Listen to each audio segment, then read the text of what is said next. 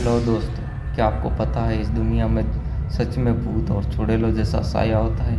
अगर आपको यकीन नहीं आता तो ये सत्य घटना पर आधारित कहानी को पूरा सुनिए। यह कहानी मेक्सिको के एक लड़के की है जिसका और उसके भाई बहनों का सामना एक मरी हुई औरत से हो जाता है, जिसको लोगों ने केवल इसलिए मार दिया था क्योंकि उस पर चुड़ैल होने का आरोप लगा था। यह कहानी मेक्सिको के एक खूबसूरत शहर में घटित हुई थी। उस समय मेरी उम्र लगभग 10 साल थी। मेरे परिवार में मेक्सिको में मेरी माँ के होम टाउन में छुट्टियाँ मनाने की योजना बनाई। हम मिसूरी में रहते हैं और हमने उस जगह तक ड्राइव करने का फैसला किया, इसलिए हमारे पास लगभग 2 दिन की यात्रा करने का समय था। मतलब उस जगह तक पहुंचने के लिए हमें 2 दिन तक ड्राइव करना था। जब तक हम टेक्सास और मेक्सिको की सीमा तक नहीं पहुंचे तब तक सब कुछ ठीक था। हमने देखा कि माँ सो रही है और ऐसा लग रहा था जैसे वह बुरा सपना देख रही हो। वह चिल्लाने लगी, नहीं नहीं, मुझे मत छुओ, मेरे परिवार को अकेला छोड़ दो। फिर वह जाग गई। हमने उनसे पूछा कि क्या हुआ। उन्होंने कहा उन्होंने सपने में देखा। उन्होंने देखा कि जैसे कि हम सीमा पार कर रहे थे। मेक्सिको की सभी मरी आत्माएं कार को घेरने लगी और उन आत्माओं ने मेरी माँ और हम सभी लोगों को अपने हाथों में जकड़ लिया और कार को घेर लिया।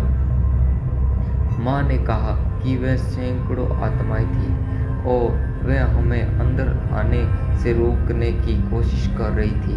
अजीब बात यह थी कि वह बॉर्डर पर होने के बारे में सपना देख रही थी, पर वास्तव में हम बॉर्डर पर ही थे। उन्हें यह कैसे पता? वो तो सो रही थी। लगभग 8 घंटे बाद हम उनके area day rayon Michoacan Mexico में पहुंच गए थे। मुझे उस यात्रा के बारे में बहुत कुछ याद नहीं है, लेकिन मुझे वह दिन याद है कि जिस दिन हम जंगल में टहलने गए थे और मैंने और मेरे भाई ने और बहनों ने फैसला किया कि हमें कुछ नहीं करना है। दोपहर का खाना बनाने के लिए सभी बुजुर्ग इकट्ठा हुए। हमने दोपहर का खाना खाया और जंगल की ओर सैर करने पर जाने का फैसला किया। हम जानते थे कि यह एक बुरा विचार है। हम धूल भरी सड़क पर चलते रहे जब तक कि वह रास्ते खत्म ना होने तक नहीं पहुंचा। वहां से हम उन मैदानों से गुजरे जो एक जंगल के इलाके में जाते थे। हम लगभग 100 फीट अंदर जंगल में चले गए। फिर वहां तूफान आना शुरू हो गया। यह बहुत ही अजीब था क्योंकि यह तेज धूप का दिन था और तूफान आने का तो कोई भी संकेत नहीं था।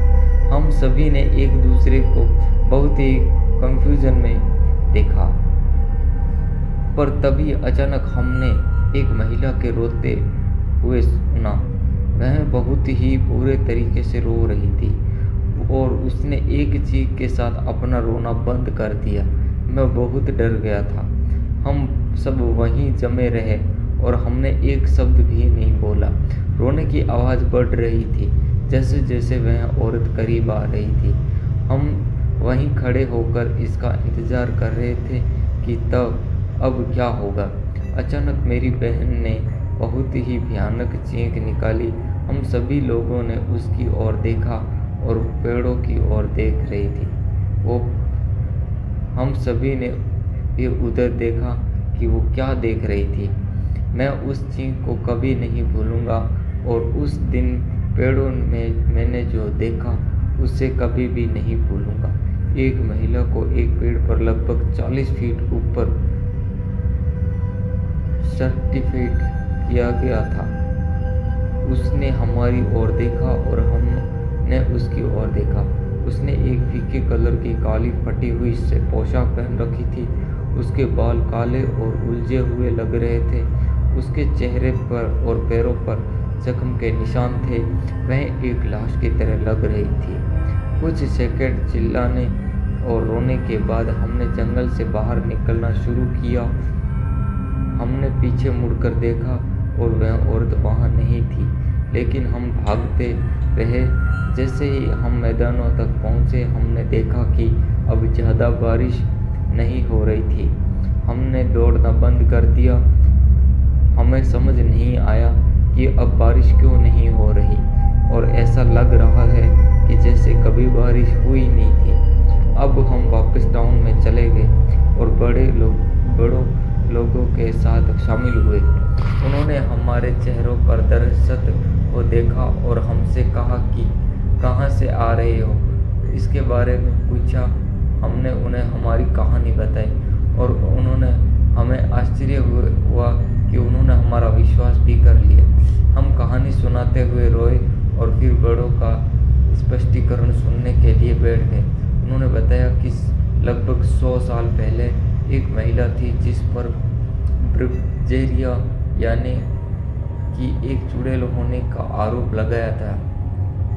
उसकी हत्या कस्बे वासियों ने की थी। उसकी हत्या से पहले जब वह सड़कों पर घूमा करती थी तो लोग अक्सर उस पर चीज़ें फेंकते थे।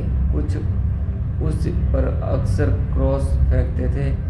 मेरी दादी ने कहा कि कुछ ऐसे लोग हैं जो उसे जंगल में देखने का दावा करते हैं, लेकिन ज़्यादातर दावे बच्चों के द्वारा किए गए थे। बरसात को दर्द और पाप का संकेत बताया गया है।